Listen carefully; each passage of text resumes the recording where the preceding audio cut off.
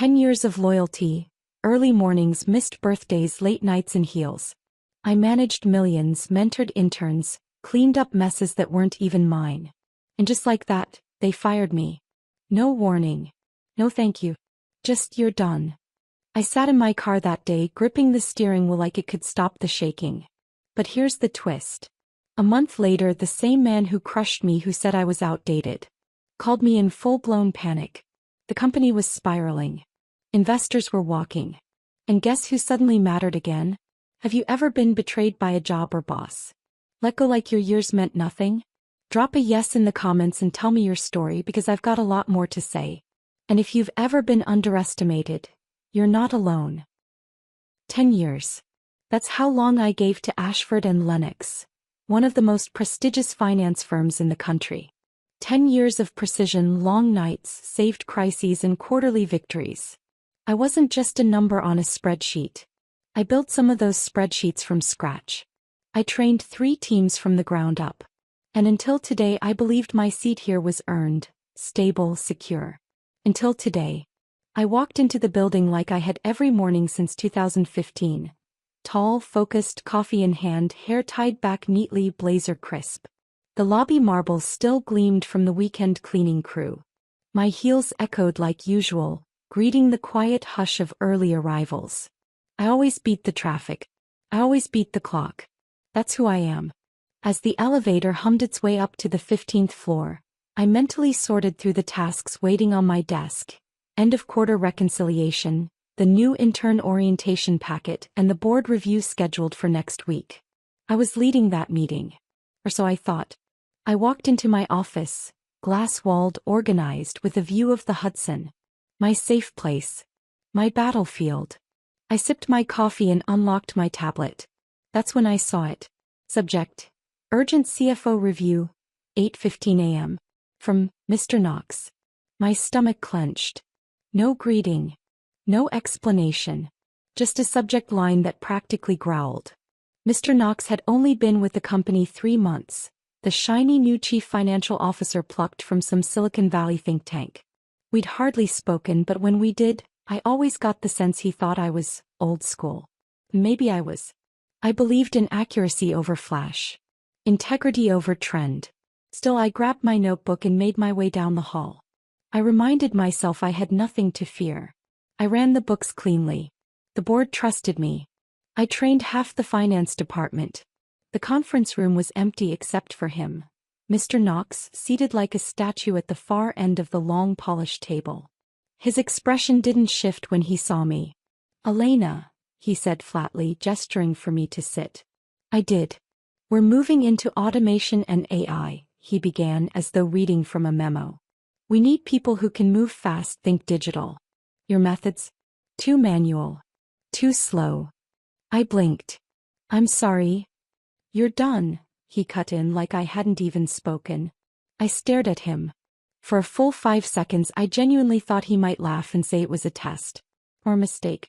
Or maybe he'd soften and explain how I'd be reassigned. But he didn't. He just went quiet. No thank you. No handshake. Just silence.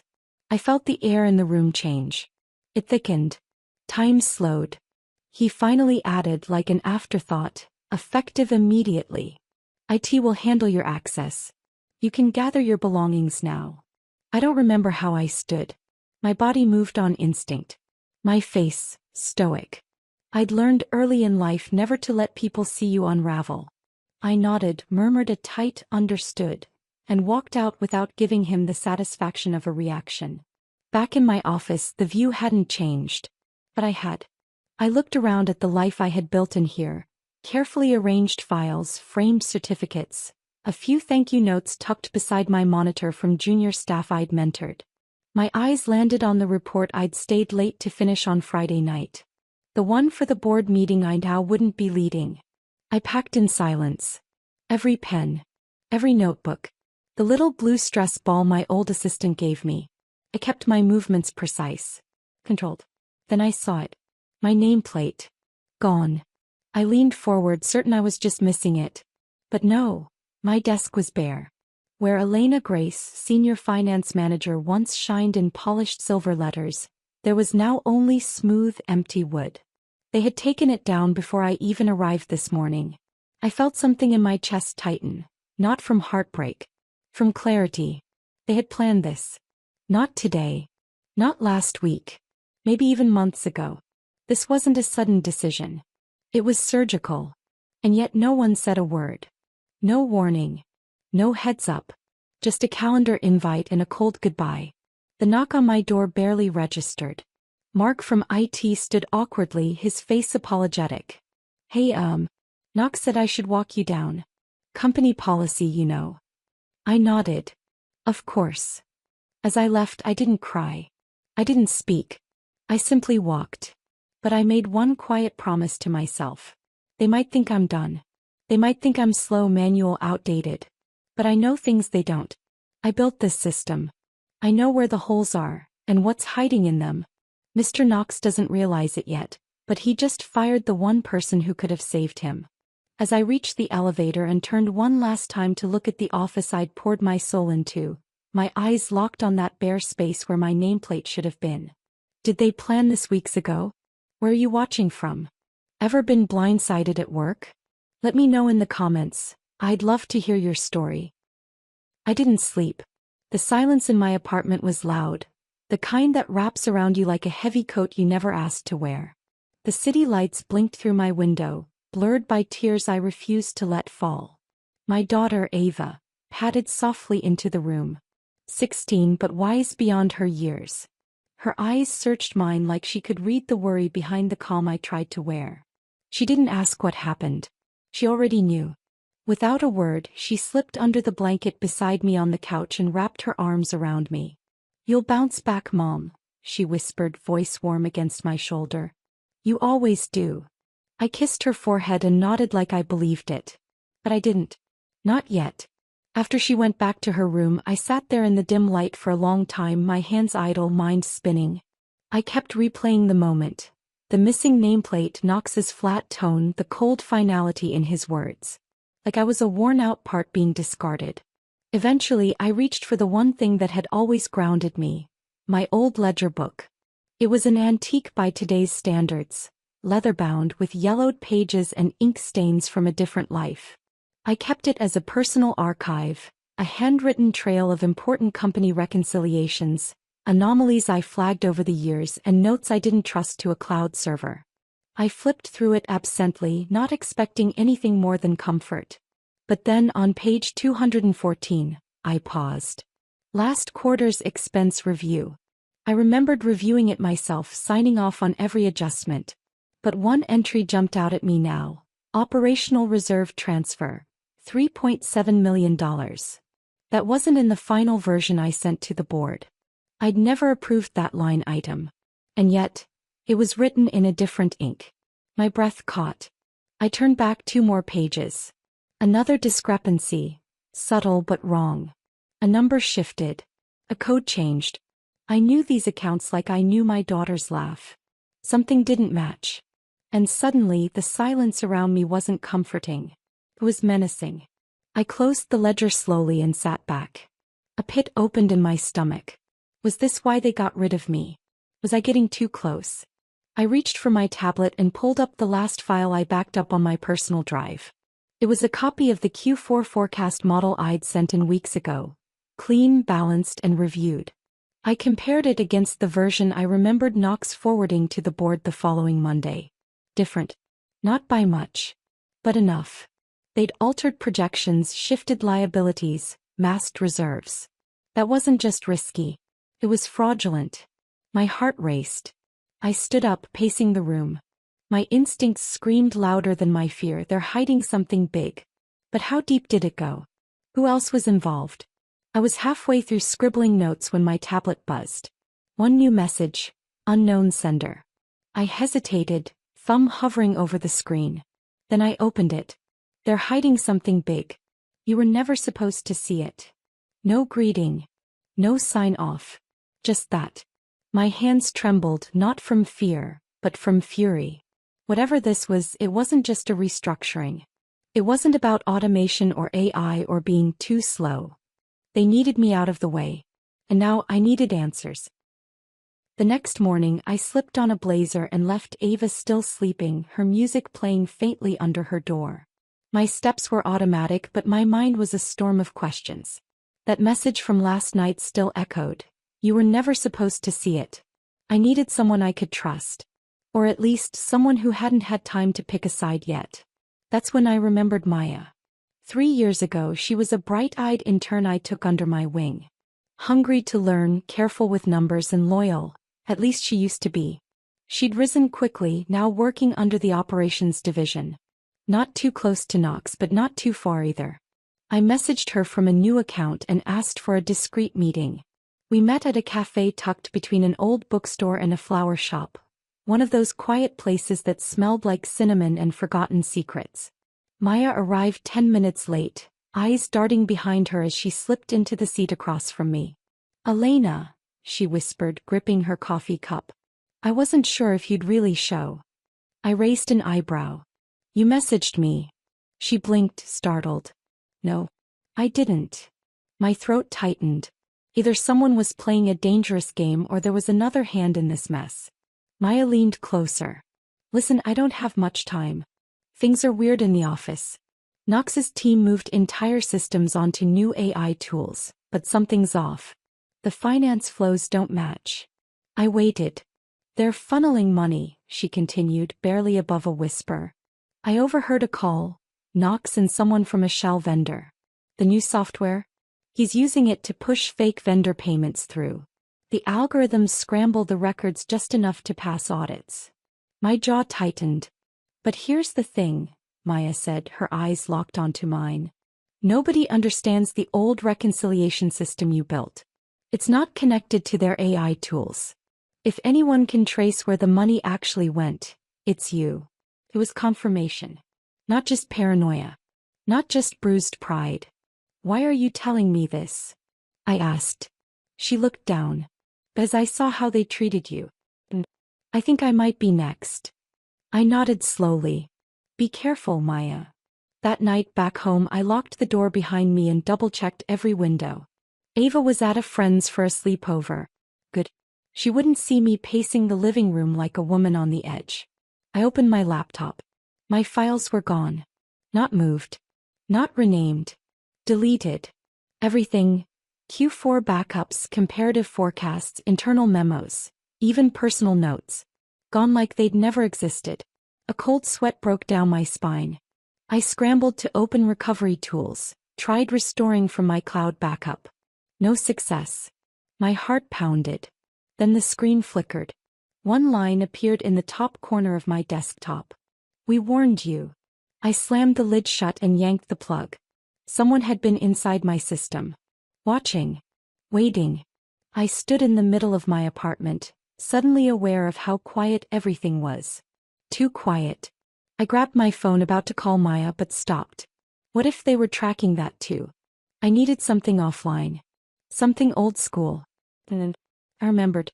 In the back of my closet, buried under a pile of winter boots and old receipts, was a small wooden box. I hadn't touched it in years. It was from my first apartment, my first promotion, my first real project. I pulled it down, fingers trembling. Inside, beneath some old photos and a cracked calculator, was a dusty black USB drive. Labeled in my handwriting. "Legacy backups. Trust no one." My breath hitched. I'd forgotten all about it. I clutched it to my chest like a life raft in the middle of a storm. Whatever secrets they thought they buried. They forgot I used to dig deeper than most. No. I had a shovel. By Monday morning the headlines had changed. Prestige Corp faces unusual accounting activity. Top clients withdraw amid uncertainty. Whispers of embezzlement shake Wall Street darling. I watched the news with a cup of coffee in hand, bitter, black, and burning. They were unraveling just like I knew they would. Knox's arrogance had finally reached a ceiling he couldn't bribe his way through. Prestige Corp's glossy image was cracking. Clients were pulling out. Investors were restless. And somewhere inside that spiraling tower of glass and ambition, the man who fired me was sweating through his $800 suit. It didn't take long. My phone buzzed. Unknown number. I didn't answer. Then a message. Call me. I made a mistake. Knox. My chest tightened. 10 years of loyalty. 10 years of building a bulletproof system he discarded with a single sentence. And now he remembered who I was? I stared at the screen. A strange calm settled over me. The kind that comes right before a storm. I called him back. He answered on the first ring.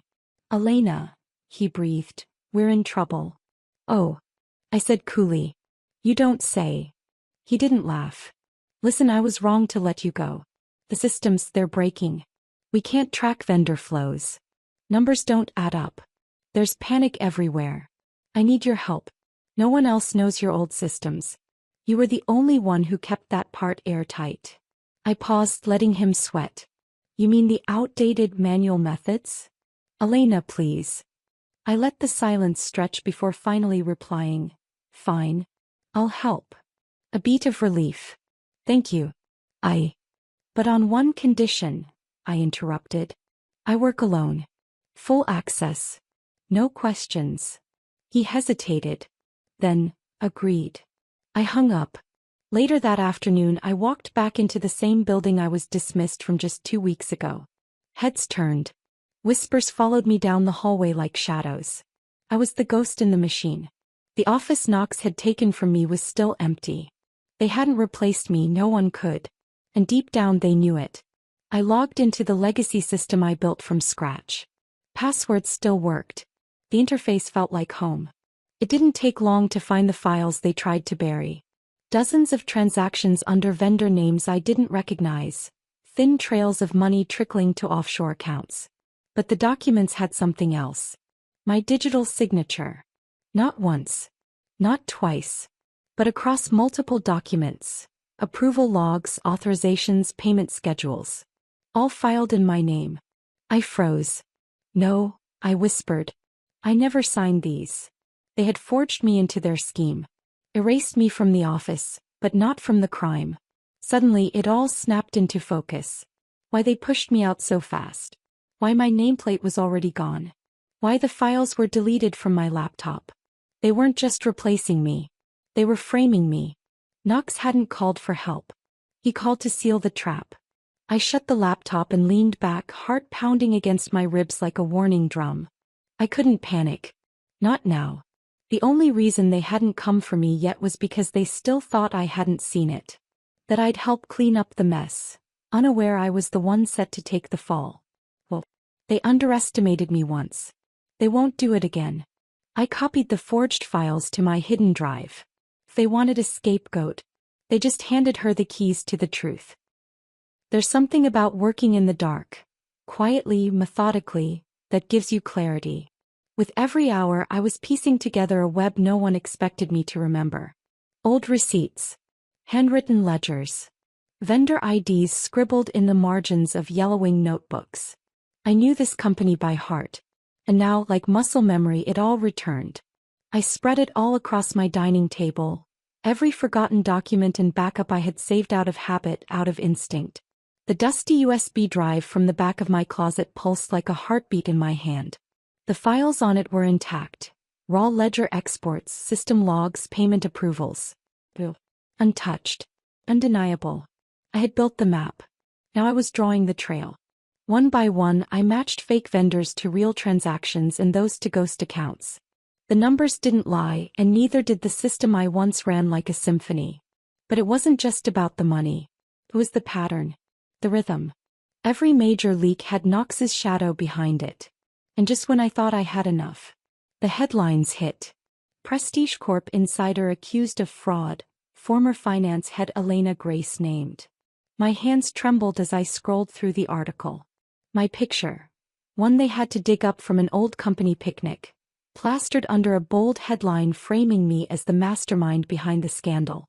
Grace orchestrated the misappropriation through legacy systems, using her outdated manual protocols to hide fraudulent activity for years.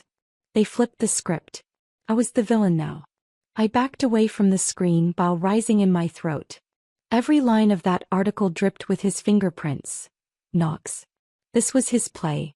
Paint me guilty, ride in as the savior, and bury the truth in a sea of shame. But he underestimated me. I stuffed the flash drive into my purse, tucked under a worn wallet and old lip balm. If they wanted to silence me, they'd have to do more than twist a headline. That night they came. Plainclothes officers. A quiet knock at my door. Elena Grace? Yes. You're under arrest for corporate embezzlement and fraud. My daughter cried. I told her not to be afraid. I kept my eyes forward as they walked me to the car. My heart was racing, but not from fear.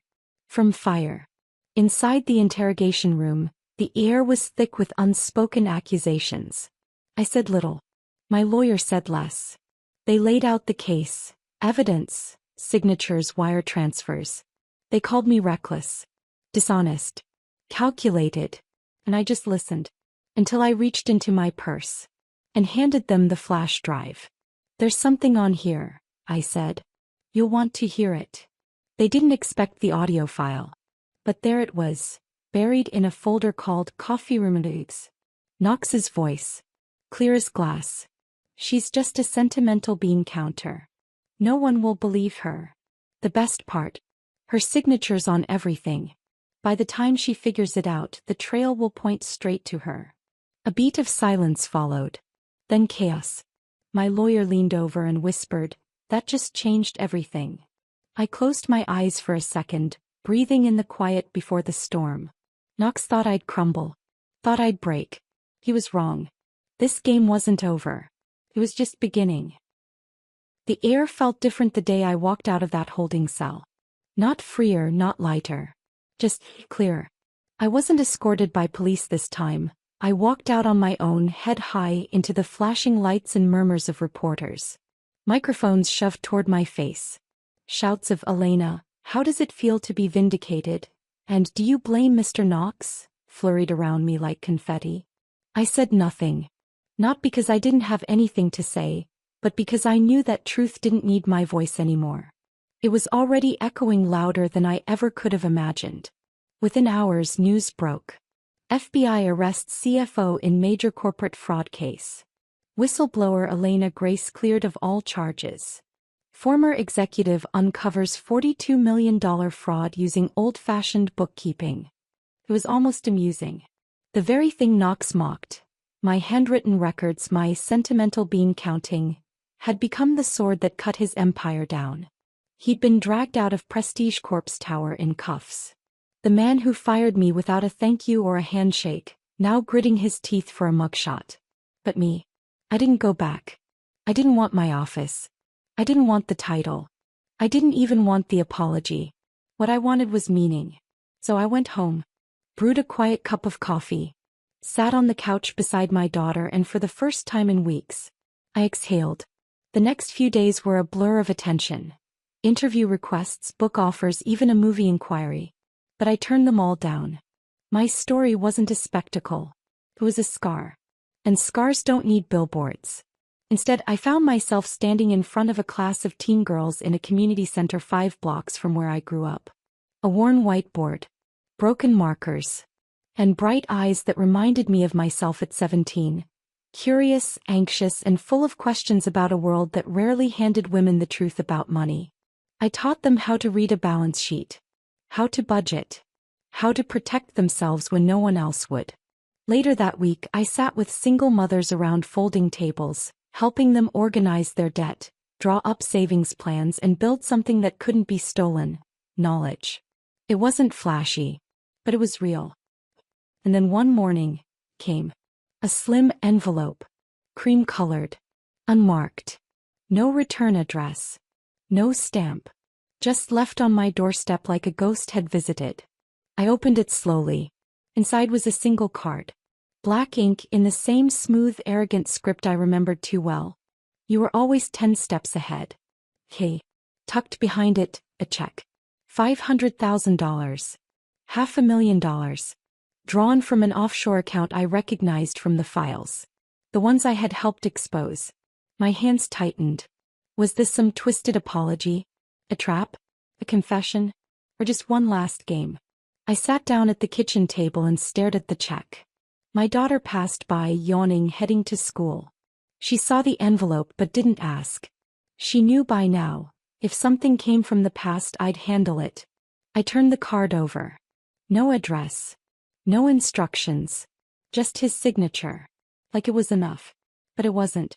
That night I couldn't sleep. The check sat in a drawer beside my bed, humming like a siren in the dark. Blood money? Or a peace offering? I wasn't sure. But I knew one thing. Knox had written his last line.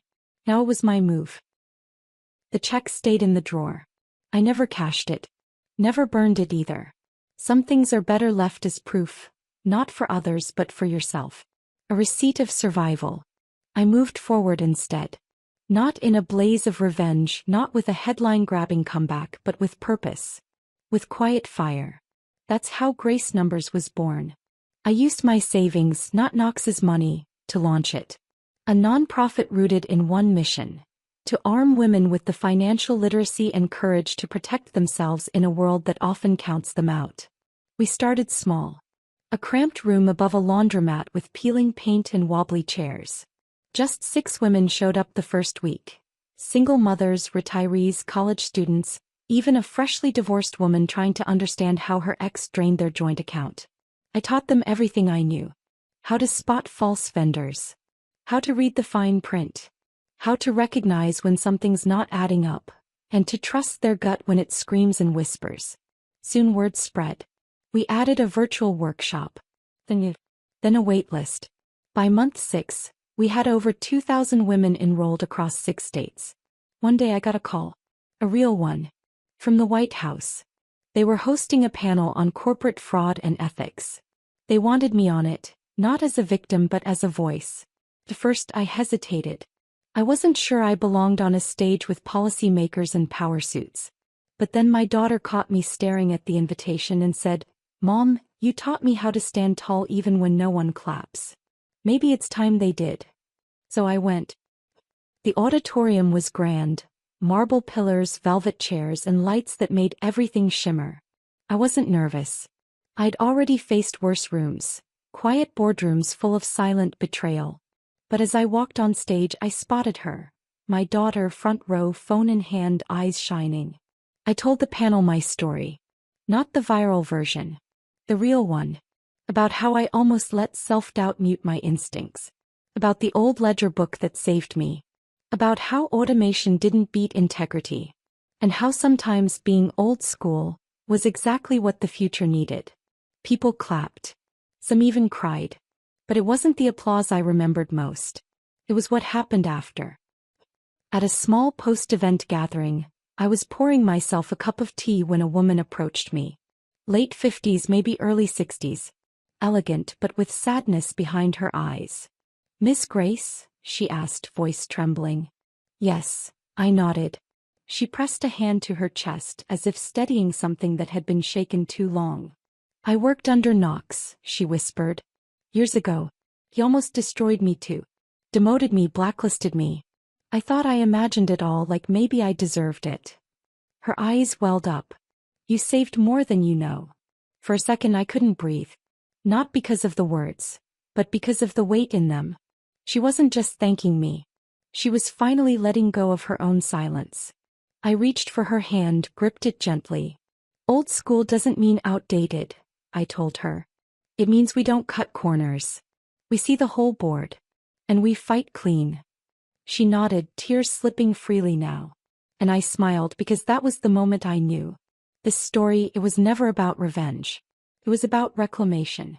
Not just of a career but of dignity. Have you ever had a moment where staying true to yourself saved the day? Let us know below. And don't forget to like and subscribe for more powerful real-life stories.